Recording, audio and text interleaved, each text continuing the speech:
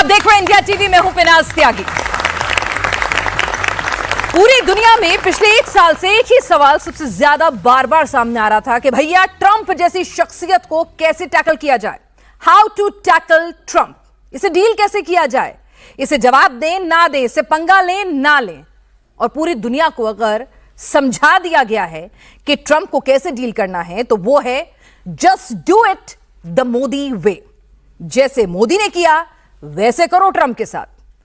प्रधानमंत्री मोदी और Donald Trump के बीच करीब करीब एक साल तक अगर आप देखेंगे बैकग्राउंड में तो एक साइकोलॉजिकल वॉर चल रहा था। ट्रंप ने एक बार नहीं 80-85 बार एक ही बात कही, पर हिंदुस्तान ने पेशेंस रखा। नरेंद्र मोदी ने एक का भी जवाब नहीं दिया।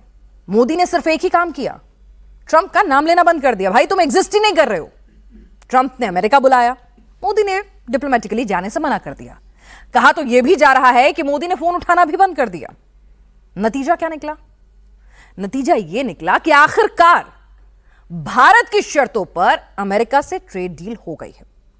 अब दुनिया भर के बड़े बड़े अखबारों में एडिटोरियल छप रहे हैं कि भैया अगर ट्रंप जैसे आदमी को डील करना है जो अपनी एक ईगो स्प्री पे रहता है, उसकी अलग ही मूड स्विंग्स चलते हैं, उसके लिए माई वे और हाईवे होता है, तो सबसे अच्छा तरीका है जो हिंदुस्तान के प्रधानमंत्री ने किया कि इससे दुश्मनी मत मोल लो लेकिन इसके आगे झुको भी मत, मोदी वे। डोनाल्ड ट्रंप बहुत अनप्रिडिक्टेबल है। वो किसके दोस्त हैं, किसके दुश्मन, और कब तक दोस्त हैं और अगले ही सेकंड कब दुश्मन बन जाएंगे, ये ट्रंप शायद खुद भी नहीं बता सकते। ज्योतिषियों की बात छोड़ दीजिए। अमेरिका और पूरी दुनिया उनके इस टेन्योर के, यानी कि उनके जो राष्ट्रपति शासनकाल के पूरे जो दिन हैं, उनको एक एक दिन को गिन रही है। लेकिन राहत की बात यह है कि वो दोबारा अमेरिका के राष्ट्रपति तो बनने नहीं वाले। लेकिन भाई इस बार खोने के लिए उनके पास कुछ नहीं है, तो एक आदमी जिसके पास खोने के लिए कुछ नहीं वो तो कुछ भी करेगा। और ट्रंप इसी अंदाज में जो है इस वक्त दुनिया चला रहे हैं। तो समझ में यह आया है कि भाई ट्रंप से दोस्ती भी ठीक नहीं है और दुश्मनी भी रिस्की है। इसीलिए उचित दूरी बनाते हुए जो स्ट्रैटेजी मोदी जी ने अपनाई, क्या वही फॉर्मूला है ट्रंप से डील करने का? ट्रंप को डील करने में जो नहीं करना है, क्या वही गलती ईरान कर रहा है? और ईरान के पास अब मुश्किल से थोड़ा वक्त बचा है। ईरान और ट्रंप के रिश्तों की टाइमलाइन देखकर आप अंदाजा लगा सकते हैं कि ट्रंप चीज क्या है। एक तरफ कहते हैं ईरान से बात कर रहे हैं, हम शांति चाहते हैं, बात पक्की हो गई है। दूसरी तरफ तुरंत कहते हैं लीव ईरान नाउ अमेरिकी नागरिकों को। तो इसका मतलब क्या है भाई? आप हमला करने वाले हैं। एक तरफ खमेनी को मोहलत दे रहे हैं तो दूसरी तरफ बॉर्डर पर एयरक्राफ्ट वॉरशिप तैनात कर रहे हैं। मतलब ट्रंप के मन का कर दिया तो अच्छा, नहीं तो भैया युद्ध होगा। वर्ल्ड डिप्लोमेसी में ट्रंप नाम का जो हड़कंप मचा है, आज दो घटनाओं इंडिया और ईरान के पर्सपेक्टिव से उसको हम समझेंगे। हमारे साथ बेहद खास पैनल होगा, जोरदार तालियों के साथ आप स्वागत करें उनका। मेजर जनरल अरविंद भाटिया हैं हमारे साथ, defence expert. Professor Anshu Joshi हैं, foreign affairs expert. Ashraf Zaidi हैं, ईरान अफेयर्स एक्सपर्ट। और प्रोफेसर नदीम अहमद हैं, मिडिल ईस्ट अफेयर्स एक्सपर्ट। आप सभी का बहुत बहुत स्वागत है। सबसे पहले क्योंकि इंटरनेशनल अफेयर्स डीलिंग का मामला है, प्रोफेसर अंशु जोशी आपसे शुरुआत करूंगी ji. Just do it the Modi way. दुनिया को ये मैसेज दे दिया गया है कि इस आदमी को ऐसे ही डील करना है। बिल्कुल, हमने बहुत पेशेंस का, स्ट्रेटेजिक साइलेंस का और डक डिप्लोमेसी का परिचय देते हुए ट्रंप को झुकाया है। और झुकाया ही नहीं है, बहुत विन विन सिचुएशन के साथ हमने दोनों देशों के बीच की ये डील जो है, ट्रेड डील है, इसको कंक्लूड भी किया। इसमें हमने अपने सेंसिटिव सेक्टर्स को, जिसमें कि डेयरी और एग्रीकल्चर के सेक्टर्स हैं, उसको सुरक्षित भी रखा है। तो ये बिल्कुल मोदी वे ऑफ डिप्लोमेसी है, जिसमें वो किसी के साथ भी फालतू की बातचीत में इंगेज नहीं होते हैं, लेकिन वो अपना काम करना नहीं छोड़ते हैं। तो यही कारण है कि जब हम पर प्यूनिटिव मेजर्स लगे, हम पर टैरिफ 50% किया गया, तो हमने क्या किया, तुरंत अपने डोमेस्टिक मार्केट को मजबूत किया, अपनी आउटरीच को डाइवर्सिफाई किया, 40 देशों को कॉन्टैक्ट किया और लगातार एफटीए करते चले गए। हमने यूनाइटेड किंगडम के साथ एफटीए किया, हमने यूएई के साथ एफटीए किया, हमने ईयू के 27 देशों के साथ अभी एफटीए कंक्लूड किया, उसके साथ एक डिफेंस डील भी की। और इससे हमने ट्रंप को और अरब लीग के नेशंस के साथ दिल्ली डिक्लेरेशन 31 जनवरी को हम लेकर के आए, जिसमें अगले 3 साल में 500 बिलियन यूएसडी का अपना ट्रेड बढ़ाने की बात है गल्फ नेशंस के साथ में। जीसीसी के साथ में हमारा एफटीए कंक्लूड होने वाला है पिनाज, वो गुड न्यूज भी कभी भी आ सकती है। ब्राजील के साथ भी बहुत महत्वपूर्ण अग्रीमेंट में हम लगे हुए हैं। तो मोदी जी ने इस सकारात्मक कूटनीति का परिचय दिया कि बजाय एक दूसरे के साथ तू मैं में इंगेज होने के, मैं क्यों ना अपने देश के हित को सर्वोपरि रखते हुए आगे बढ़ूं, और इसमें हमने विजय हासिल की।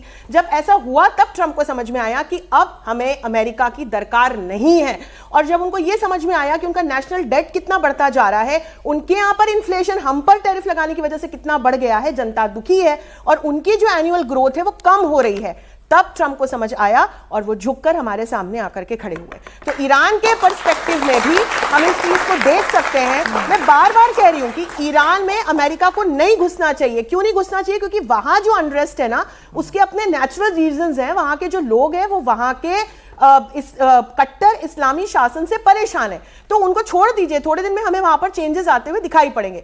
लेकिन यदि अमेरिका ईरान के साथ इंगेज होता है पिनाज, तो एक और मोर्चा खोल देगा और ऐसे में ट्रंप हमको और कमजोर होते हुए नजर आएंगे। चलिए, तो ट्रंप यहां पर कमजोर हो रहे हैं, तो ये तो डिप्लोमेटिक वे था ट्रंप को डील करने का।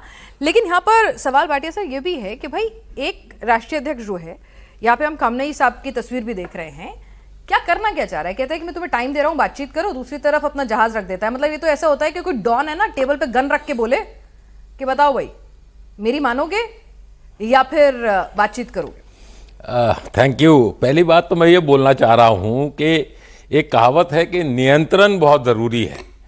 अगर आमदनी पे खर्चा, या अगर आपकी आमदनी कम है तो खर्चे पे नियंत्रण करें, और अगर आपके पास जानकारी कम है तो शब्दों पर नियंत्रण करें, और ये ट्रंप नहीं करते। तो वो पहले फायर फ्रॉम दी हिप करते हैं, या जैसे आपने बोला कि वो डॉन बने हुए हैं, कोई उनको मैकडोनल्ड ट्रंप बोल देता है, कोई डोनाल्ड ट्रंप बोल देता है, कोई आपने उनको अभी डॉन बना दिया। नहीं, हम तो ये कह रहे हैं कि मतलब आप खamenei साहब से बात कैसे करो भाई? अगर मेरे को बातचीत करनी है, मुझे आपसे दोस्ती करनी है, मैं कह रहा हूं चलो पैचअप कर लेते हैं, लड़ाई बहुत हो गई, तो मैं ऐसे तो नहीं है ना गन लेके जाऊंगा, रखूं कि भाई मेरा वॉरशिप यहां तैनात है, जहाज वहां है, फोर्स वहां है, अब बता क्या करेगा? आर्माडा लेके आए, अब्राहम लिंकन लेके आए, उसके साथ 3 डिस्ट्रॉयर्स लेके आए, या उन्होंने साउथ चाइना सी से लेके आए हैं। सबसे बड़ा बेड़ा है। इससे पहले जो वेनेजुएला के लिए उन्हें करा था कैरेबियन में, इससे छोटा बेड़ा था। इसके साथ साथ उन्हें अपने F-35 इजराइल में 45 लाए। ये बेड़े में ही ये जो अब्राहम लिंकन, इनका सबसे बड़ा जो युद्धपोत है, उसमें 145 करीब F-35 या other Growler kind of aircraft आ सकते हैं, हेलीकॉप्टर्स आ सकते हैं, बहुत कुछ साजो सामान इसमें आ सकता है। लेकिन एक चीज समझने की जरूरत है ट्रंप को भी और खamenei जी को भी। खamenei को यह समझने की जरूरत है कि वो 86 साल के हो गए हैं, 45 साल से लगे हुए हैं। अगर आपको याद हो, जब वो प्रेसिडेंट बने थे 1981 में, तो जब वो स्पीच दे रहे थे तो एक बॉम्ब ब्लास्ट हुआ था, जिसमें उनका राइट हैंड पैरालाइज हो गया था और एक लंग जो था वो डैमेज हो गया था। एक कान से सुनते नहीं है, एक हाथ पैरालाइज्ड है, आधा लंग काम करता नहीं है, वोकल कॉर्ड डैमेज है। 1981 की बात कर रहा हूं, और 86 साल के हो गए। कितनी लाइफ बची है? उसी तरह ट्रंप 3 साल के बाद कितनी लाइफ, उनके पास कितना समय बचा है डॉन बनने का। तो ये जो यहां पर जो मोदी मॉडल आया, जो आप पहले जिसका जिक्र कर रहे थे, इस मॉडल को अगर वो 3 साल और खींच दे तो लड़ाई नहीं होगी। लड़ाई तो मैं अब भी कह रहा हूं कि ये होगी नहीं। ये एक तरह की गीदड़ भपकी है, क्योंकि ईरान वेनेजुएला नहीं है, और अगर उन्होंने लड़ाई करनी थी तो अब तो कर देनी थी। अब वो जो एक अपराइजिंग आई थी, जो भी इनके इंटेलिजेंस एजेंसीज, मोसाद ने, MI6 ने और CIA ने मिलके इसको कहा था कि इसको हम तुड़वा देंगे, इराक बना देंगे ईरान को, और अजेरीज को यहां खड़ा कर देंगे, कुर्दिश ऊपर से आ जाएंगे, बलूची इस तरफ से आ जाएंगे पाकिस्तान की तरफ से, और ये एक हम यहां पर इसको तोड़ के और फिर इस पे राज करेंगे, क्योंकि ये कॉकपिट माना जाता है तेल का। आपको पता है कि वेनेजुएला के बाद सऊदी अरेबिया, और सऊदी अरेबिया के बाद ईरान। उसको ये भी पता है ट्रंप को कि 30% तेल जो है ईरान से कौन ले रहा था? चाइना ले रहा था। तो चाइना को कमजोर करने के लिए, सैंक्शंस का असर और तेज करने के लिए वो ये कर रहा था। बट एक ये जो इकोनॉमिक सैंक्शंस लगा के उसने, आपको पता है $1 की में कितने रियाल आ रहे हैं आजकल? आप $1 लेके जाएं और 1,50,000 रियाल, इतना फर्क हो गया। इतनी जो उनकी इकोनॉमी जो है वो डाउन हो गई है, और इसीलिए ये पॉपुलर अपराइजिंग आई थी। और इस अपराइजिंग में लेडीज भी सामने आई थी, क्योंकि वो जो हिजाब वाला जो था। तो चेंजेस आने हैं, आने भी चाहिए, उसको वेट एंड वॉच करना चाहिए। यही सीख उनको हमारे देश से और मोदी जी ने दिखाई है। चलिए, वेट एंड वॉच करना चाहिए, लेकिन ईरान जो है वो भी जिसे कहते हैं ना आंखें तरेर रहा है, वो भी कहीं से ऐसा नहीं लग रहा है कि ईरान भी कहीं से सरेंडर के मूड में हो। अब भाई ईरान सरेंडर क्यों नहीं कर रहा है? ईरान के पास ताकत इतनी ज्यादा है, अमेरिका से ताकतवर है, ऐसा बात हजम नहीं होती टेक्नोलॉजी के मामले में। तो फिर ईरान जो है वो आंखें तरेर कर अमेरिका को जवाब देने की हिम्मत या हिमाकत कहां से ला रहा है? सदी साहब जरा ये समझना चाहेंगे, इसको डिकोड कर दीजिए।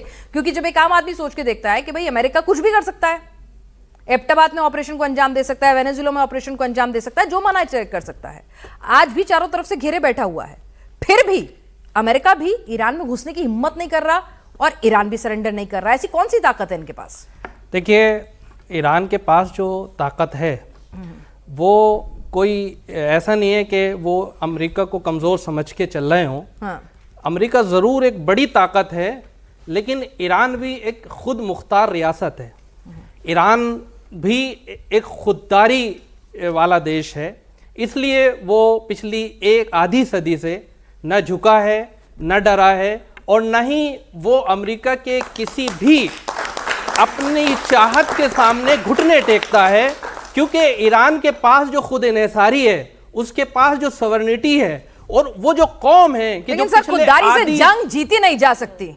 बिल्कुल, जंग उसके लिए तो हथियार चाहिए जो अमेरिका के पास है, उसके लिए पैसा चाहिए जो अमेरिका के पास है। एक मॉडल मोदी जी ने सेट किया है कि अमेरिका से कैसे निपटा जाए, अमेरिका से कैसे जंग को जीता जाए, वो कोई सी भी जंग हो, चाहे वो टैरिफ की जंग हो, कोई सी। और एक मॉडल पिछली आधी सदी से दुनिया में ईरान ने अमेरिका के मुकाबले में और दुनिया की हेजमनी के मुकाबले में कायम किया। और ईरान ने यह बताया कि अपने पैरों पर खड़े होकर, अपने खुददारी को बचाते हुए और अपने सेल्फ डिपेंड होते हुए कैसे मुख्तलिफ भुखमरी में जाके, सर ईरान भुखमरी की हालत में, देखिए ये तो आप मानते हो, ऐसा नहीं है ना? देखिए, ऐसा नहीं है, ये हाँ। नहीं कहा जा सकता कि भुखमरी की मतलब हालत में ईरान के ऊपर महंगाई, जॉब नहीं है, ये तो सब है ना सर, ईरान पे आए हैं ना। मैं बताता हूँ ईरान के ऊपर पिछले 47 साल से वो कमर तोड़ सेक्शन है कि जिन्होंने वहाँ की पब्लिक के अंदर, वहाँ की जो मशीयत है उसके ऊपर, वहाँ के इख्तिसाद के ऊपर बड़ा गहरा असर छोड़ा है। लेकिन अपने आप में ईरान ने जो तरक्याती काम किए हैं वो ठीक है।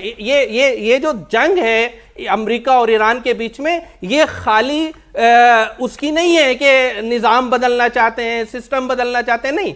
ये देखिए, ईरान ने जो मॉडल सेट किया है अमेरिका के मुकाबले में, वो मॉडल है कि जहां पे IMF बैंक से कर्जे लिए बगैर उन्होंने अपने रोड बनाए हैं, नैनो टेक्नोलॉजी में उन्होंने तरक्की की है, उन्होंने मुख्तलिफ जो इंजीनियरिंग है मेडिकल के लाइन में, और जो मिसाइल टेक्नोलॉजी है, उन्होंने अपने सेल्फ डिपेंड होते हुए इस तरह के मिसाइल बनाए हैं कि जिनसे आज क्षेत्र में अमेरिका को अपने जो मफादात हैं उनके ऊपर खतरा है। और ये जो जंग है, ये जो हमला नहीं कर रहा है, मैं बार बार इस बात को कहता हूं, ये जो अमेरिका आज हमला नहीं कर पा रहा है ईरान के ऊपर, ये इस वजह से नहीं है कि वो नर्म पड़ गया है या वो बात चाहता है, बल्कि इसलिए ईरान की अपनी ताकत, अपने उसके मिसाइल, अपने उसके ड्रोन्स की इतनी ताकत है कि वो इस पूरे क्षेत्र में, पूरे रीजन में जो उसके एसेट्स हैं उनको नुकसान पहुंचा सकता है, उनके ऊपर हमला कर सकता है। यानी ईरान से डर गया अमेरिका, आप ये कह रहे हैं? देखिए, डरा हुआ पिछले 50 साल से है। अच्छा। ये पहली बार नहीं है कि अमेरिका ने अपना अब्राहम लिंकन भेजा हो।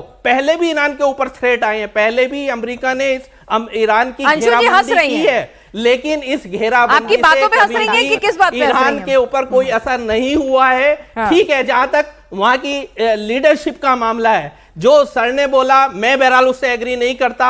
इस तरह की रिपोर्ट जरूर वेस्टर्न मीडिया में आती होंगी, लेकिन जो इमाम खामनेई है वो वहां के एक स्पिरिचुअल लीडर हैं, जिसको वहां की 90% जनता, क्या बल्कि सभी लोग मानते हैं ये अमेरिका का और वेस्टर्न का एक गलत प्रोपेगेंडा है जो उनके ऊपर लादा जाता है, उनकी छवि को खराब करने। और उसकी एक वजह है, क्योंकि वो लीडर ऐसा है कि जो कॉर्पोरेट मफादात की नुमाइंदगी नहीं करता, वो किसी शाही खानदान को अंशु जी की मुस्कुराहट और बढ़ती जा रही है। जवाब ले लूं जरा, नदीम जी के पास पहले चली जाओ। अंशु जी, अगर छोटा सा जवाब है तो जरा। 1953 का जो कू हुआ था, जिसमें प्रधानमंत्री को हटा दिया गया था, वो किसने करवाया था? अमेरिका ने कराया था। सफल रहा था अमेरिका, बिल्कुल। 1969 की जो क्रांति हुई, इसके बाद से जो हमने स्थितियां ईरान में बदलती हुई देखी, तो एक जो 2500 वर्ष पूर्व का हम पर्शिया देखते हैं, क्या आज के ईरान को आप तब का पर्शिया कह सकते हैं? देखिए, ईरान 1979 के मैं बाद जो- एक मैं बदला आपसे हुआ जो ईरान प्रश्न है। पूछ रही हूं, आप उसका जवाब इस्लामिक दीजिए। रिपब्लिक है, एक Exactly. रेवोल्यूशन है कि ईरान जिसको वहां की एक जनता का धर्म सपोर्ट ग्रंथ- हासिल है। ईरान एक धर्म ग्रंथ पर चलने वाला देश है। आज बिल्कुल की है, तारीख इसमें- में जो पहले नहीं था। भारत और ईरान में यही अंतर है, भारत अपने तो संविधान हम पर लोग, चलने वाला मैडम, हम देश लोग है। कौन होते हैं उनसे ये कहें आप धर्म के आप बेसिस पे इसीलिए न लोग चलिए। सड़कों पे हैं। ये इसीलिए वहां लोग की सड़कों पे वहां हैं। की जनता ने तय Sanctions, किया है, वहां की अमेरिका जनता ने के- तय किया कि हमें धर्म के आधार पे अमेरिका चलना है। के- नहीं, ये वहां की जनता सड़कों ने पर तय इसीलिए- किया है कि हमें जनता कौन से सड़कों कानून पर को मांगना इसीलिए है। महिलाएं सड़कों पर इसीलिए है, महिलाएं- वे जानती हैं कि किस तरह से जितने भी आतंकवादी संगठन हैं उनको पल्लवित पोषित करने की देखिए, वजह से ईरान का कोई रिकॉर्ड inflation ऐसा नहीं है कि उसने आतंकवादी इसलिए संगठनों को सपोर्ट किया ईरान हो। हुतीज को सपोर्ट नहीं करता, ईरान हमास को सपोर्ट नहीं करता, ईरान हिजबुल्लाह को सपोर्ट नहीं करता। आप ये बता दीजिए। टेररिस्ट आप ऑर्गेनाइजेशन कैसी नहीं बात- है। चलिए, हम ट्रम्प पे लौटते हैं। टेररिस्ट ऑर्गेनाइजेशन नहीं है और ईरान का जो हुतीज रिकॉर्ड है, terrorists नहीं ईरान है। अच्छा, एक टेररिस्ट सेकंड, का एक सेकंड, शिकार हुआ है। हुती टेररिज्म का शिकार इस क्षेत्र में ईरान हुआ है। हुतीज ईरान के terrorists अंदर नहीं टेररिस्ट है, हमले हुए हमास हैं। टेररिस्ट नहीं है, हमास हिजबुल्लाह हुती क्या है आपकी terrorists नजर में? नहीं है। देखिए, आप ये बता नहीं नहीं दीजिए। नहीं, एक सेकंड जेटी साहब, हमास और हुती हैं क्या आपकी नजर में? देखिए, हमास और हुती इन्होंने आतंकवादी अपने- संगठन है या अपने नहीं है? क्षेत्र में अपनी सवर्निटी की लड़ाई लड़ रहे हैं। अच्छा, अच्छा। ये अमेरिका के चश्मे से हम उनको देखें, ये ठीक है। कौन सा तो अब इंसाफ आप है? ईरान पर ताली मत हम बजाना। हम आपको एज ए समझ में आ इंडियन, रहा है ईरान में आज क्या चल रहा है, क्यों ईरान- चल रहा है? ईरान में जो अमेरिका भी के चल रहा है वो sanctions की अमेरिका वजह की से सेक्शन ईरान की वजह ये से चल रहा है। बिल्कुल नहीं। चलिए, अमेरिका ने सेक्शन बिल्कुल लगाए भी हैं नहीं। ताकि जनता को ईरान सड़कों की पर ये लेके आए, स्थिति लेकिन अपने अमेरिका आप की वजह से हुई है। इस मामले में कभी ईरान की ये नाकाम स्थिति ठीक है, वहाँ कामयाब ठीक पर है, नहीं ठीक है। होगा। गणतंत्र का चलिए, सम्मान नहीं जरा करने की वजह से प्रोफेसर हुई है। एक और पर्सपेक्टिव लेते हैं, नदीम से शामिल भी नहीं हुए चर्चा में अभी तक। सर आप बताइए, मतलब खमनेई साहब का तरीका है, जो जैदी साहब ने कहा भाई वो तो आंखों में आंखें डाल रहे हैं, हेड ऑन ले रहे हैं, सैंक्शन लगाना है, जो कुछ करना है, मिसाइलें दागनी है दागो, मेरा मुल्क जाए चाहे भूखा मर जाए चाहे कुछ भी हो जाए, मैं तो ईगो की लड़ाई लड़के रहूंगा, या अपनी सॉवरेनिटी की, जो भी जिस तरह से उसको परसेप्शन देना चाहें। एक मोदी जी का तरीका था, पेशेंस रखी, सब्र रखा, धीरे धीरे धीरे धीरे रिएक्ट भी नहीं किया, मतलब हेड ऑन जवाबदेही इस तरह से भी नहीं ली और ना ही झुके। तो आपकी नजर में कौन सा तरीका ज्यादा ठीक है? देखिए, मोदी जी का तरीका तो बेमिसाल है, मैं उसकी जितनी भी सताइश करूँगा वो कम है। और वो जो एरिया है मैडम, रीजन जो है, उसमें मेरे ख्याल से उस तरह की स्ट्रेटजी चलेगी जिसे खामनेई साहब अपना रहे हैं, और वहाँ की परिस्थितियाँ बिल्कुल अलग हैं। लेकिन हमारे लिए बहुत ही खुश नसीबी की बात है, खुशकिस्मती की बात है हिंदुस्तानियों के लिए, और हमें गर्व होना चाहिए कि हमें मोदी जी जैसा प्रधानमंत्री इतने ज़माने के बाद मिला है, जिन्होंने अपनी कूटनीति के ज़रिए आज ये साबित कर दिया कि अमेरिका जैसी महाशक्ति को बग़ैर कुछ हथियारों के डराए धमकाए या उलझन किए हुए सिर्फ अपनी कूटनीति और स्ट्रेटजी के ज़रिए और डिप्लोमेटिक जो उनकी वैल्यूज़ हैं उसके ज़रिए कदमों पर लाया जा सकता है। मैं एक हिंदुस्तानी होने के नाते इतना फ़ख्र महसूस कर रहा था परसों जब ये टैरिफ वाला मामला निपटा है कि मैंने अपने घर में अपने फादर से भी बात की इस बारे में, तो मेरे फादर भी बहुत ज़्यादा खुश हुए, और हम सब लोगों को बहुत ज़्यादा खुश होना चाहिए। देखिए, जिस तरह की बातें हम सुनते थे और सुनते आए थे कि अमेरिका एक बहुत बड़ी शक्ति है और अमेरिका यूं कर देता है और वूँ कर देता है, वो सारी परिस्थितियां अब हम ऐसा देख रहे हैं इसी अपने ही ज़माने में, इसी दौर में, कि वो बदल रही हैं। अमेरिका एक बड़ा जंगी बेड़ा ले जाता है, उसके बावजूद ईरान उससे नहीं डर रहा है, यानी कहीं ना कहीं वो जो अपनी एक डॉन वाली आदत थी उससे वो बाज आ जाएगा। उसके लिए तो यही बेहतर है, मैं ऐसा मान रहा हूँ, क्योंकि दुनिया बदल रही है और सब लोगों के काम करने का तरीका अलग अलग होता है। लेकिन हमने जो कुछ किया और हमने जो पाया है इतने दिनों के अंदर, यानी बहुत ही जल्दी, उसके लिए हमें अपने ऊपर बहुत ज़्यादा फ़ख्र करना चाहिए। नहीं, तो ट्रंप जो है वो ये कहते हैं कि भाई या तो मेरी मान लो, ठीक है, अब अगर बस तुम्हारे पास ताकत हो हिंदुस्तान जैसी कि जहां पे बाजार भी है और हिंदुस्तान ने दूसरे चैनल्स भी अपने खोल लिए कि अगर भाई तुम नहीं करोगे हम तो दूसरों से व्यापार कर लेंगे, हम उभरती हुई अर्थव्यवस्था है। लेकिन ईरान के पास विकल्प क्या है? मतलब ये एक ऐसा युद्ध है जो आज नहीं तो कल कम या ज्यादा होकर रहेगा, या खामनेई इससे झेल जाएंगे? देखिए, मुझे ऐसा लगता है कि ये जो भी मामलात हैं ना ईरान के साथ, ये चलेंगे जब तक इजराइल है, तब तक ईरान भी डटा रहेगा और इन दोनों में से कोई भी पीछे नहीं हटेगा। और अमेरिका को बीच में आना ही पड़ेगा इजराइल की हिमायत के लिए, अगर उसे इजराइल को बचाना है।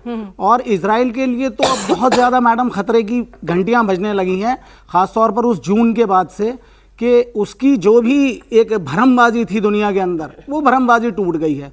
और ये एक बहुत ही बड़ा ख़तरा हो गया है, ना सिर्फ इजराइल के लिए बल्कि ईरान के लिए।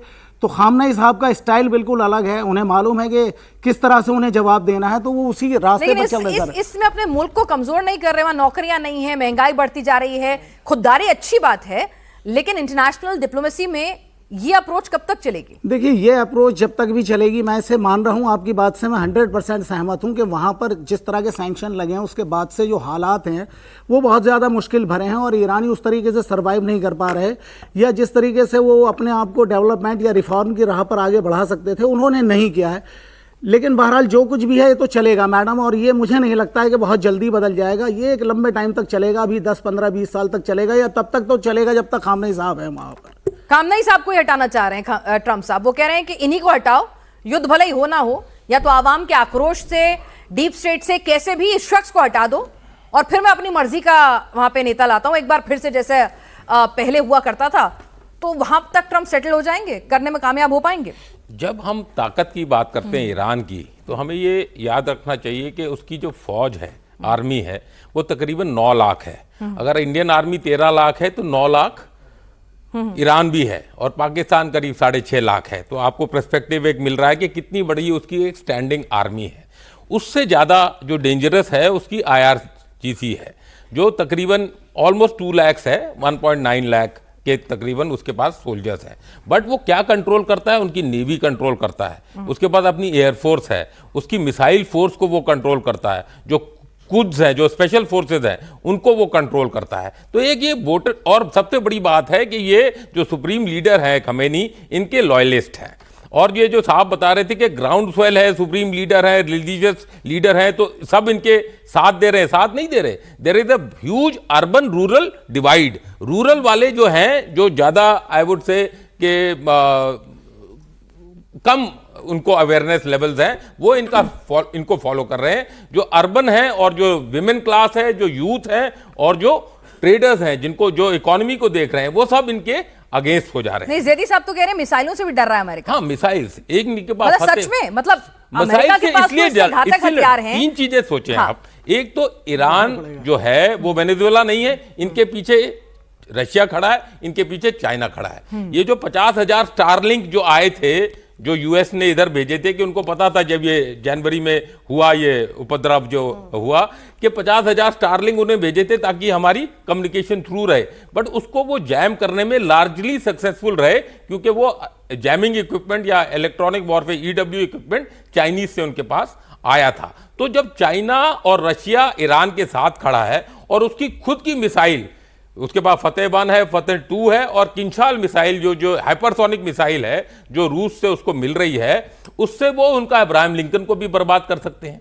क्योंकि उन्होंने 12 दिन की लड़ाई में ये दिखाया था, जो आयरन डोम है, जो उनका एयर डिफेंस शील्ड है इजराइल की, वो बोलते हैं कि वो एट ए गिवन टाइम 700 से 750 मिसाइल्स को रोक सकती है। लेकिन अगर आप 1000 मिसाइल फायर कर देंगे तो वो स्वैम्प हो जाएगा वो सिस्टम, और उनको क्षति हुई, और $50 बिलियन की बोलते हैं उनको क्षति हुई, और कैजुअलिटीज तो हुई।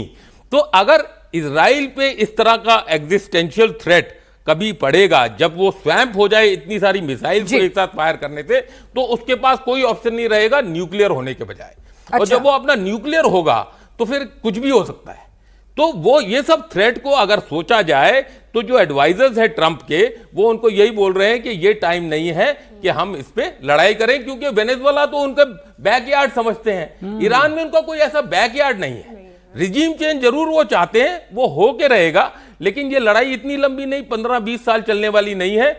ये मेरे को लगता है कि खमेनी जब चेंज होंगे, अपने आप थोड़ी सी डेमोक्रेसी ऊपर आएगी। उनके जो प्रेसिडेंट है वैसे भी एक मॉडरेट है, जो टॉक्स में बिलीव करते हैं। तो कुछ ना कुछ इस तरह का बदलाव इसी साल में मैं सोच रहा हूं कि होगा। चलिए, तो युद्ध यहां पर नहीं होगा ऐसा समझ में आ रहा है, लेकिन अगर जरूरत पड़ती है तो खमेनी को हटाकर एक बीच का रास्ता यहां पर निकाला जा सकता है। लेकिन यहां पर प्रोफेसर अंशु जोशी, जिस तरह से अगर इजराइल के अस्तित्व पर खतरा आता है, अगर वहां पर हालात और ज्यादा बिगड़ते हैं, ईरान नहीं रुकता है, तो अमेरिका को इंटरवीन करना पड़ेगा, जैसे भाटिया साहब ने कहा। तो उस सिचुएशन के अंदर ट्रंप और कोई भी अमेरिकी राष्ट्रपति बॉडी बैग से बहुत डरता है। वो कहता है हमारे, मतलब जितना भी हमारे मिसाइल, ये सब जितना नुकसान होना हो जाए, पैसा खर्च होना हो जाए, बॉडी बैग नहीं आना चाहिए। और ईरान से अगर आपको हेड ऑन लेना है तो आपको फोर्सेस तो उतारनी पड़ेंगी ना, मतलब ईरान से आप ऐसे दूर बैठ के नहीं लड़ सकते। नहीं, आपको आज के जमाने की जो लड़ाइयां हैं पिनाज, सबसे पहले तो प्रोपेगेंडा वॉरफेयर शुरू हो जाता है जो चल रहा है इस वक्त। सोल्जर्स ऑन बूट कम जाते हैं, हम देखते हैं कि एरियल लड़ाइयां होती हैं, और इसमें मैं फिर साइबर वॉरफेयर को भी जोड़ दूं, क्योंकि जब गर्मियों में अमेरिका और ईरान इंगेज हुए थे तो हमने हैकिंग के और तमाम जो ये साइबर अटैक्स थे इसके भी हमने समाचार सुने थे, और इसमें हम जानते हैं कि अमेरिका की कैपेबिलिटीज बहुत अच्छी हैं। और इसके अलावा फिर हम समुद्र में, क्योंकि ईरान की जिस तरह की जियो स्ट्रेटेजिक लोकेशन है और उसके आसपास अमेरिका ने जिस तरह से मैरीटाइम घेराबंदी कर रखी है, तो मुझे लगता है कि इन केस अगर इंगेज होते हैं दोबारा अमेरिका और ईरान डायरेक्टली, तो वो मिसाइल्स, ड्रोन्स और समुद्र में होंगे। तो मुझे नहीं लगता कि सोल्जर्स को वहां भेजकर जमीन पर उतार कर लड़ाई करने की नौबत आएगी। और एक और चीज बता दूं, अमेरिका की यदि हम शक्ति को देखें तो जिस तरह से घेराबंदी कर रखी है, जिस तरह से अभी भी दुनिया में बेस्ट उसके पास डिफेंस इक्विपमेंट है, बेस्ट सेना है, कैपेबिलिटीज है, हम जानते हैं। ईरान के पास जिस तरह की न्यूक्लियर पावर है, उसको लेकर के सर भी बात कर रहे थे। मैं यहां पर एक बात बता दूं, मैड को जानते हुए, म्यूचुअल अश्योर्ड डिस्ट्रक्शन का कंसेप्ट है, कोई भी देश न्यूक्लियर वेपन का इस्तेमाल युद्ध में नहीं करेगा, क्योंकि हर देश को पता है कि द मोमेंट उसने अपनी न्यूक्लियर कैपेबिलिटी का अस्त्र शस्त्र के रूप में प्रयोग किया तो सामने से भी जवाब आएगा और फिर कोई नहीं बचेगा। यही कारण है रशिया यूक्रेन युद्ध में बार बार पुतिन कहते हैं, लेकिन रशिया अपने न्यूक्लियर अस्त्रों शस्त्रों का उपयोग नहीं करता है। मुझे लगता है कि ये दो अलग अलग बातें हैं। वहां ईरान में रिजीम चेंज वहां की जनता चाह रही है, ट्रंप को जनता पर छोड़ देना चाहिए, वहां कूक कराने की या इस प्रकार की आवश्यकता नहीं है। और जो ईरान और इजराइल के बीच की स्थितियां हैं, वहां मुझे लगता है आगे चल करके अमेरिका को इंटरवीन करने की आवश्यकता पड़ सकती है। जहां से शुरू किया था हमने वहीं पर, वो फिर रीजन अलग हो जाएगा। ठीक है जैदी साहब, यहाँ पे ट्रंप साहब की शख्सियत पे भी थोड़ी बात कर लेते हैं। आपने मतलब समझा होगा, मतलब ट्रंप ने तय कर लिया है कि या तो मेरी मानो, ठीक है, मेरी हाँ में लाओ, मेरी जी हजूरी करो, सुबह शाम मुझे सलाम ठोको, नहीं तो जब मन आएगा मिसाइल दाग दूंगा। देखिए, इसका इलाज वही है जो ईरान में समझता हूँ दे रहा है। अच्छा जी, और मोदी जी ने अपने तरीके से दिया, ये भी एक उन्होंने सेट किया मॉडल, कि एक मॉडल ये है कि जिसके तरीके से मैं जवाब दे रहा हूँ, और एक मॉडल ट्रंप जैसे लीडर को कि जिसका फ्यूचर में कुछ पता ही नहीं, सुबह के बाद वो क्या करने वाले हैं, दोपहर को क्या करने वाले हैं और शाम को क्या बयान देने वाले हैं। एक मॉडल ईरान सेट कर रहा है, और ईरान की जो लड़ाई है वो वक्ती तौर पे नहीं है, बल्कि एक आइडियोलॉजिक वार है जो पिछले आधी सदी से 47 साल से इस क्षेत्र में और पूरी दुनिया में जारी है। और वो आइडियोलॉजी, मैं चूँकि ईरान में रहा हूँ और ईरानियों की सोच को जानता हूँ, वहाँ की आइडियोलॉजी को समझता हूँ, मैं समझता हूँ ये आइडियोलॉजी ग्राउंड के ऊपर मौजूद है।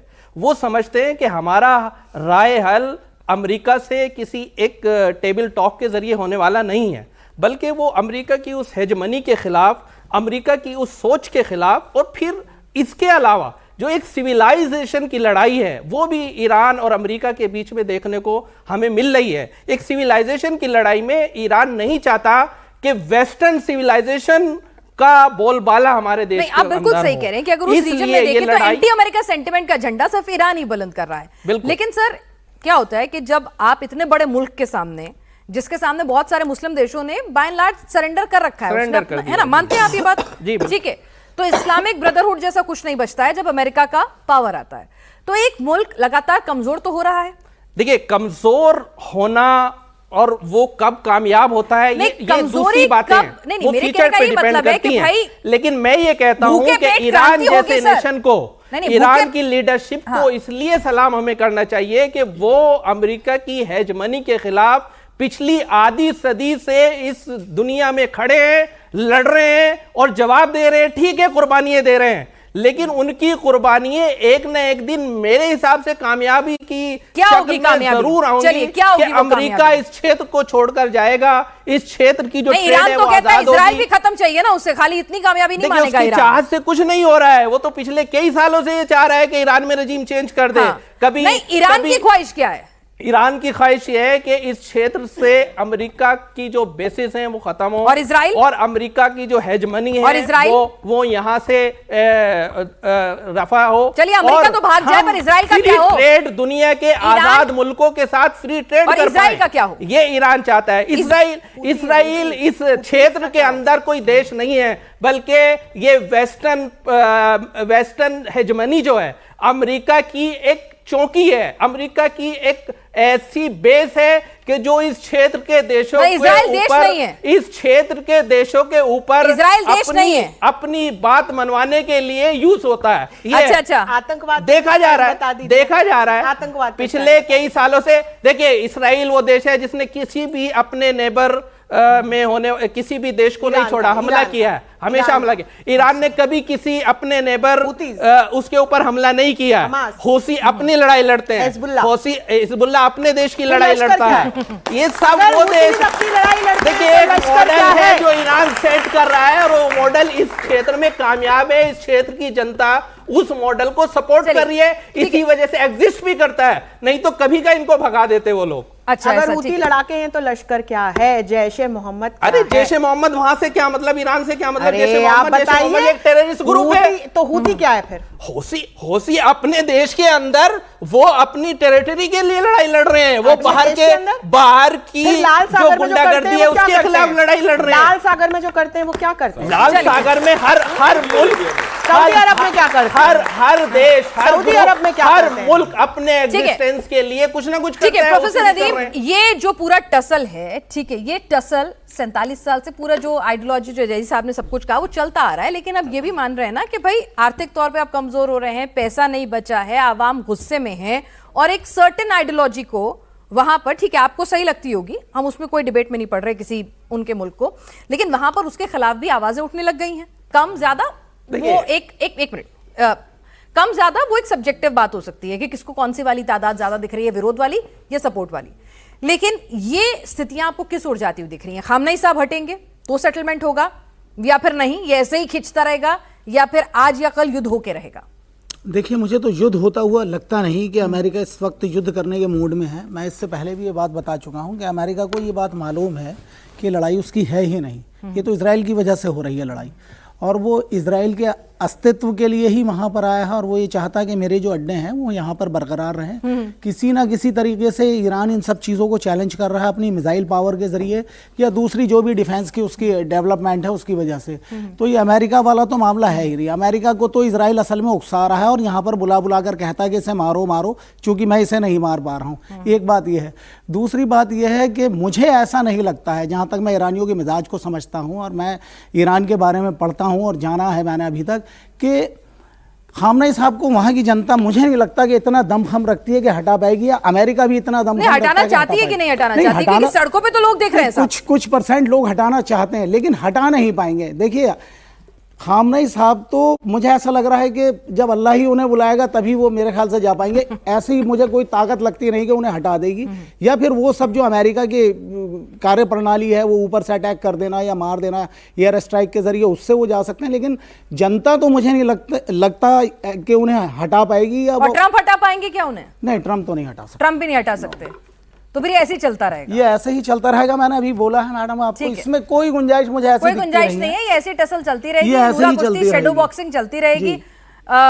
भाटिया सर, शेडो बॉक्सिंग ही चलती रहेगी, वन अपमैनशिप थोड़ा थोड़ा कुछ कुछ, या फिर भाई इनफ इज इनफ? क्योंकि ट्रंप तो आजकल कुछ अलग ही मूड में नजर आ रहे हैं कि मेरी बात मानो, नहीं तो फिर नहीं, देखो ऐसे बेलिजरेंट मूड में तो अपने सेकंड टर्म में शुरू से ही दिख रहे हैं। हाँ, क्योंकि खोने के लिए कुछ नहीं है ना उस खोने शख्स के लिए के पास। कुछ नहीं, बट वो ये भी समझ रहे हैं अब कि ईरान एक डिफरेंट केटल ऑफ फिश है, उसको वो वैसे नहीं कर सकते। और दो बड़ी चीजें जो आपने बॉडी बैग्स का नाम लिया, दूसरा loss of face. Loss of face भी जो है, जो प्राइड जब आती है और आप अपने आप को डॉन समझते हो, तो आपको कोई चूंटी भी मार देगा तो आपको नुकसान नजर आएगा। तो इसलिए ये दोनों चीजों की वजह से वो नहीं चाहते रिजीम चेंज। कोई भी बंकर बस्टिंग बॉम्ब हो, इंटेलिजेंस उनके मोसाद के भी एजेंट्स ईरान में हैं, CIA के भी एजेंट्स हैं, MI6 के भी एजेंट्स हैं, और उनको खबर मिलती है। वो खबर के साथ उन्होंने अभी नेवल चीफ को उड़ाया। अभी कल परसों बयान दे रहे थे आर्मी वाले, आर्मी चीफ उनके, मेरे को ये डर था कि कहीं वो ना शहीद हो जाएं किसी मिसाइल या किसी ड्रोन अटैक में। तो ये कैपेबिलिटी इजराइल के पास भी है, ये रियल टाइम कैपेबिलिटी यूएसए के पास तो है ही। तो खमेनी को ट्रंप नहीं खत्म कर सकते, ये ऐसा बोलना गलत होगा। दूसरी बात, एक जैदी जी ने बड़ी अच्छी बोली कि इजराइल तो एक आउटपोस्ट है यूएसए का। मैं बोलता हूं कि एक इजराइल ऐसा देश है जिसको भारत सबसे अपना अच्छा दोस्त समझता है। इजराइल समझता है। एक इजराइल और एक रशिया, ये दोनों ऐसे अटूट दोस्त हैं हमारे। उनको अगर ये यूएसए का आउटपोस्ट बोल देंगे तो हमारी तो पूरी जैदी फॉरेन साहब, हमारे पॉलिसी दोस्तों को नाराज कर रहे हैं आप। टर्न हो जाएगी अपने हेड पे। हिंदुस्तान के दोस्तों की तो जरा हमारे कदर कीजिए। हिंदुस्तान का दोस्त हो सकते हैं, मैं ये नहीं कह रहा। आपको कैसा मैं लगता ये है कह रहा इजराइल? हूं कि जो ईरान और इसराइल की दुश्मनी अरे उनका दुश्मन है ना, उसको हमारा तो लेकर, दोस्त है। उस क्षेत्र के जो मेरी बात सुनिए समीकरण ना है जैदी उनको साहब, लेकर उनका दुश्मन है ना, हमारा तो दोस्त है, तो हम ठीक है। तो उसके साथ होना चाहिए, नहीं होना चाहिए? तो मैं कब मना कर रहा हूं कि हम साथ ना हो? मैंने कब कहा कि हम ईरान को फॉलो करें? मैं ये कह रहा हूं कि ईरान की जो दुश्मनी है, उस क्षेत्र को लेके जो आइडियोलॉजी है, वो लोग क्या चाह रहे हैं? वो लोग ये मानते हैं इसराइल के बारे में कि इसराइल कोई देश नहीं है, बल्कि एक आर्मी आप क्या बेस मानते है। हैं? जो आप क्या मानते हैं? मैं तो वही मानता हूं जो मोदी जी मानते हैं, जो अच्छा। हमारा देश मानता है। चलिए, ये अच्छी बात है। प्रोफेसर अंशु जी। भाई, 3 साल का ट्रम्प बचा है अभी, इनका ट्रम्प का टर्म जो है 3 साल का भी और बचा हुआ है। बिल्कुल। देखिए अभी क्या क्या करेंगे? impeach हो जाए तो कुछ कह नहीं हाँ, सकते। क्या नवंबर में इम्पीचमेंट का, by-election। और अभी बाय इलेक्शंस भी बाकी हाँ, हैं, हाँ। इम्पीचमेंट के क्लॉजेस भी होते ही हैं, तो देखना बड़ा नहीं, मतलब रोचक इनके होगा। साथ किया गया जाए, ये तो साफ है। मेरी मर्जी, मतलब ये तो अलग ही धुन में रहते हैं, लेकिन इनके साथ कैसे अब आगे 3 साल कैसे फिनांस, निकालना है? अंतरराष्ट्रीय संबंध और कूटनीति में जो माईवे या हाईवे करके चलते हैं, वो कहीं के नहीं बचते। इस बात का इतिहास गवाह है। ऐसे बहुत सारे नेता हमने देखे हैं जो आए और चले गए। तो ट्रंप अपनी पहले टर्म में जितनी समझदारी से काम करके गए, दूसरी टर्म में हमने उनसे उतने ही इमेच्योर स्टेटमेंट्स और एक्शंस देखे हैं। नहीं, इस बार इनकी दोस्ती पे हम भरोसा कर लें या फिर डिस्टेंस से दोस्त रखें? भारत अब अमेरिका पर आंख मूंद कर विश्वास नहीं कर करेगा। सकता, नहीं कर रहा है, करना भी नहीं चाहिए। करेगा। और हमारे हमें पास करना भी नहीं दूसरी चाहिए। दुनिया की शक्तियां, और मैं एक पॉइंट बोलना चाहती हूँ, हम इजराइल को अपना जितना दोस्त समझते हैं ना, उससे ज्यादा इजराइल हमें अपना दोस्त समझता है। अभी नेतान्याहू ने कहा है, उन्होंने तो अमेरिका के हवाले से ये स्टेटमेंट दिया है लास्ट वीक कि हम अमेरिका से डिविएट करके भारत जैसे देश को अपना प्रमुख सहयोगी बनाना चाहते हैं। ये भारत की दूसरी कूटनीतिक उपलब्धि है। ठीक है, नदीम साहब कुछ कहना चाह रहे थे शायद? मैडम, हम वसुधैव कुटुंबकम वाले लोग हैं। बिल्कुल। इसी बंधुत्व की हाउ बात है। नाइस। हमसे दोस्ती कोई क्यों नहीं करना चाहेगा? ठीक है, कुछ और हमसे सवाल भी हमेशा हैं। फायदा ही रहा है लोगों को। जी।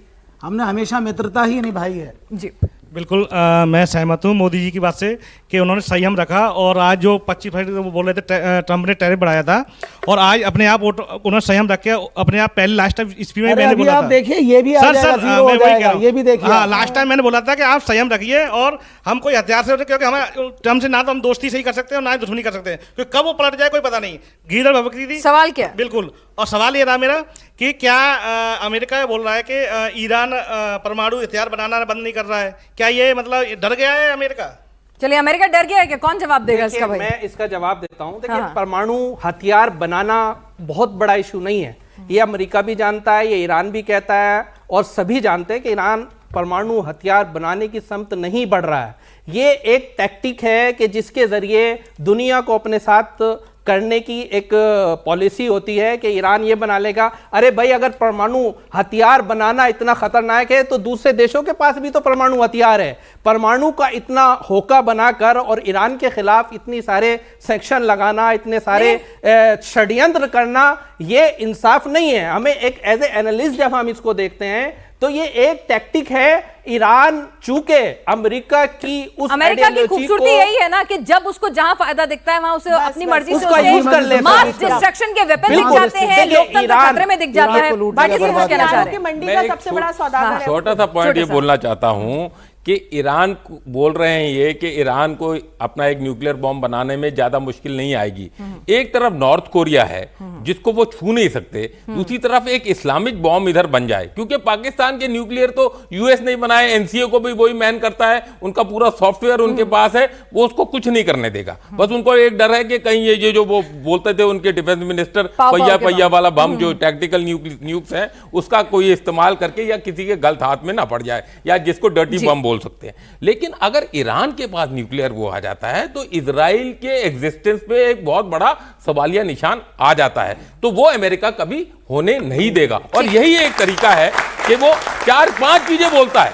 क्या बोलता है यूएसए? एक बोलता है जी आपकी बैलिस्टिक मिसाइल्स जो हैं वो पूरे रीजन में खतरा पैदा कर रही हैं। दूसरा बोलता है आपका जो टेररिज्म पे सपोर्ट है वो सबको डिस्टेबलाइज कर रहा है, चाहे वो हूती हो, चाहे वो हमस हो, चाहे वो हिजबुल्लाह हो, चाहे वो कहीं भी ले लो, आप जॉर्डन लो, कहीं भी लो, वो ये लेबनान ले लो, वो वहां पर वो पैसा भी दे रहा है और हथियार भी दे रहा है, तो वो अपने प्रॉक्सीज से लड़ाई कर रहा है और इजराइल को डाउन करना चाहता है। तीसरा ये वो बोलता है कि हमारे जो अमेरिकन इंटरेस्ट है, इधर तेल है जिसको वो बैलेंस करके रखना चाहता है, जिसका प्राइस ज्यादा ऊंचा ना बढ़े, तो आप उस इंटरेस्ट पे भी ईरान का एक खतरा है। चौथा वो न्यूक्लियर तो है ही, और पांचवा बोल रहा है कि पूरे रीजन में आपने डिस्टेबलाइज कर रखा है, हमारे जो जितने भी बेसिस हैं उनको भी आप कर सकते हैं। और पांचवा जो है मेन, वो होर्मुज की खाड़ी कि उस पे आप, क्योंकि उसकी ऐसी अलाइनमेंट है कि वो आप सर, ये तो सीधी सीधी बात है ना कि मेरे हिसाब से चलो तो ठीक, नहीं तो फिर कुछ नहीं। दादागिरी है ना ये तो भाई। अगर मैं बैलिस्टिक मिसाइल बनाने की कैपेबल हूं, मैंने बनाई, तो भाई जाहिर सी बात है अपनी तरफ तो मुंह करके नहीं रखूंगी ना, उनका मुंह दुश्मन की तरफ ही रखूंगी, और अपनी सुरक्षा के लिए रखना भी लाजमी है। इसमें क्या गलत कर रहा है ईरान? और ईरान ने ये बताया है। सर आप ईरान को लेकर बहुत सेंटी हो जाते हैं, मतलब एक मिनट जवाब तो देने दे नहीं रहे। भारतीय बन के बात, जी भारतीय बन के बात कर रहा हूं मैं।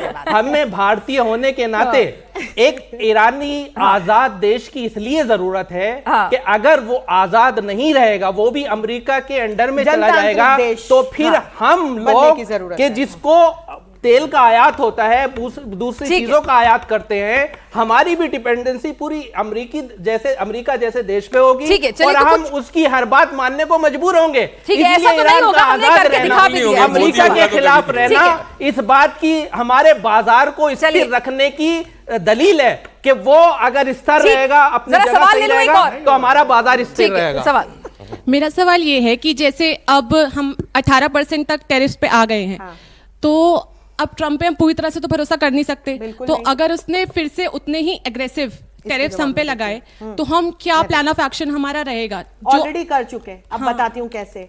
अपना यूएस के साथ जो ट्रेड है वो 132.7 या 8 बिलियन यूएसडी का था, उसमें अपना ट्रेड सरप्लस लगभग 48 बिलियन यूएसडी का था, इसीलिए अमेरिका के साथ हमारा व्यापार महत्व रखता था। ठीक, यूरोपियन यूनियन के 27 देशों के साथ हमने अभी जो एफटीए फाइनलाइज किया है, उसमें हमने अगले 3 साल का रोड मैप बनाया है। अभी हमारा 180 बिलियन यूएसडी का वहां व्यापार है, उसको हम अगले 3 साल में बढ़ा के डबल करेंगे। 180 का डबल कितना होता है? हो गया काम। उससे हमारा ट्रेड सरप्लस 100 बिलियन यूएसडी के लगभग उत्पन्न हो जाएगा। इसके अलावा अरब लीग के देशों के साथ हमने जो भी दिल्ली डिक्लेरेशन 31 जनवरी को कंक्लूड किया है, उसमें अगले 3 साल में हम 500 बिलियन यूएसडी का ट्रेड दोनों के बीच करेंगे, वहां पे भी ट्रेड सरप्लस आएगा अपने पास। और न सिर्फ गुड्स के क्षेत्र में, सर्विसेज में जो हम अपने प्रोफेशनल्स को देखते हैं, तुम्हारे जैसे जो यंगस्टर्स हैं, एंटरप्रेन्योर्स हैं, उनके चाहे हम अरब लीग के नेशंस की तरफ देखें या यूरोप की तरफ देखें, दरवाजे खुल रहे हैं। तो हम विन विन सिचुएशन में है। ये डील हमारे लिए चेरी ऑन द केक है। नहीं भी होती तो हम उनके पास नहीं जाते कि भैया आओ और हमारे साथ ट्रेड डील करो। अजीत डोवाल जी ने कहा भी था कि हम ट्रंप के जाने का इंतजार करते हैं अगर हमारी शर्तों पर डील नहीं होती। जो ट्रंप के टैरिफ्स हैं, क्या ये प्रूव करते हैं कि जो फ्री ट्रेड है वो एक मिथ है ग्लोबल पॉलिटिक्स में? एंड क्या ये अनफेयरली डेवलपिंग कंट्रीज को भी टारगेट करे जैसे कि इंडिया है? ठीक है, ट्रंप ने बिल्कुल एक अस्त्र की तरह टैरिफ को यूज किया है, अस्त्र की तरह ही तो इस्तेमाल कर रहे हैं। सर एक बात मैं बता दूं, एक इसी में ट्रंप ये बोलते हैं कि उन्होंने 18 ट्रिलियन टैरिफ लगा के उन्होंने अपने देश के लिए 18 ट्रिलियन इकट्ठे कर लिए हैं, जिसमें से 3.2 ट्रिलियन वो जो गोल्डन डोम बनाना चाहते हैं कि कोई भी मिसाइल उनके कॉन्टिनेंटल यूएस में ना आ पाए। और वो बोलते हैं कि मैं अपना जो बजट है, जो डिफेंस बजट है, उसको 1.5 ट्रिलियन करूंगा और 2028 तक ये गोल्डन डोम बनाऊंगा, तभी उसको ग्रीनलैंड की भी जरूरत है, तभी उसको कनाडा की भी जरूरत है। तो ट्रंप अपना नेशनल इंटरेस्ट देख रहे हैं, भारत अपना देख रहा है। ठीक है। उसमें डील हो रही है। इस हिसाब से एक सवाल पूछना चाहता हूं, जैसे आपने कहा कि ईरान की पब्लिक का मिजाज मैं जानता हूं, क्या आपको भारत की जनता का मिजाज पता है क्या? और जब तक दोस्त के साथ दोस्ती रहेगा, ठीक है जी, चाहे उसमें इजराइल हो चाहे रशिया हो, आप पाकिस्तान की कोई आलोचना नहीं करते, बांग्लादेश की कोई आलोचना नहीं करते, भारत ने हमेशा उसका साथ दिया है। ठीक है जी, अभी भी एक बार भी नहीं कहा इन्होंने। अरे क्यों कहे? मुद्दा क्या था? बांग्लादेश को नहीं, जो हम गलत एड देते थे इस बार के हमने नहीं, मैं बस एक फैक्ट बताना चाह रही हूँ। बांग्लादेश नहीं, वो ज़ैदी साहब के ऊपर नहीं, जब मुद्दा नहीं था, हमसे सवाल पूछा था। हम जितना पैसा देते थे उसका आधा कर दिया है हमने बांग्लादेश को। देखिए इस ईरान बार के और बजट में इंडिया से जो रिलेशन है आपस में, वो हमेशा बहुत अच्छे रहे हैं।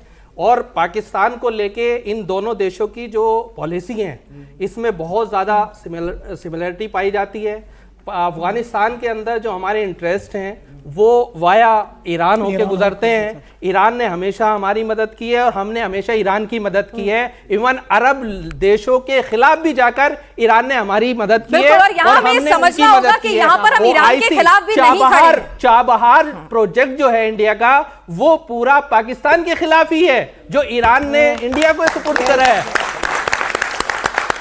ऐसा नहीं है अंशु जी, ऐसा नहीं है कि यहाँ पर कि ईरान के साथ हम अपने संबंध खराब करना चाहते हैं। वो भी हमारा एक स्ट्रैटेजिकली इंपॉर्टेंट पार्टनर रहा है। सिविलाइजेशनल रिलेशंस है हमारे पिनाज और चाबहार पोर्ट की जो बात जैदी भाई कर रहे हैं, पाकिस्तान में चीन ने जो ग्वादर पर अपना कब्जा जमाया, उसी का तो जवाब है चाबहार। तो ऐसा नहीं है कि कहीं ना कहीं अमेरिका हम लोगों ने सहायता की है। हम अमेरिका की साइड नहीं है। अगर अमेरिका और ईरान की यहाँ पर एक टसल चल रही है, हमें ब्लैक या व्हाइट में चीजों को नहीं देखना होगा, हमें ग्रे स्पेस में जाकर के इंटरनेशनल डेवलपमेंट्स को देखना होगा। चल समझ पाएंगे। Thank you ma'am. हाँ, मुझे मैम से कुछ बोलना था। मैम ने बोला था कि आप ईरान की तारीफ पर तालियां मत बजाओ, ठीक है? अच्छा। तो मैम, हम जो सच्ची बात हो रही है हम उसी पर ताली बजा रहे हैं, चाहे वो इजराइल की साइड से हो चाहे वो ईरान की साइड से हो। बात पे ताली नहीं बजाना है अंशु मैम। नहीं, मैंने ये कहा क्योंकि मैं और जैदी भाई हूतीज को लेकर के मैंने ये स्टेटमेंट नहीं दिया। मैंने कहा कि अब जब आप ईरान के वहां आंतरिक मामलों की बात करें तो आप ताली ना बजाएं। मैंने ये कहा आपसे, क्योंकि वहां जिस कारण के लिए महिलाएं सड़कों पर हैं, वहां पर जिस कारण के लिए लोग सड़कों पर हैं, उस कारण का प्लीज सम्मान कीजिए। वो जनतंत्र की ताकत आपको, संविधान की ताकत आपको यहां पर मिली हुई है ना, इसीलिए आप माइक लेकर के ये बात कर पा रहे हैं। ईरान में आप इस तरह से नहीं बोल पाएंगे, इसलिए मैंने आपसे कही थी। चलिए तो जोरदार तालियां अब फिलहाल आप बजाइए हिंदुस्तान के लिए, अच्छी खास डील क्रैक करने के लिए और शानदार ऑडियंस और शानदार हमारे एक्सपर्ट्स के लिए। जोरदार तालियों के साथ इस कार्यक्रम का यही समापन करेंगे और लगातार इस इंटरनेशनल अफेयर्स पर हमारी नजर बनी रहेगी।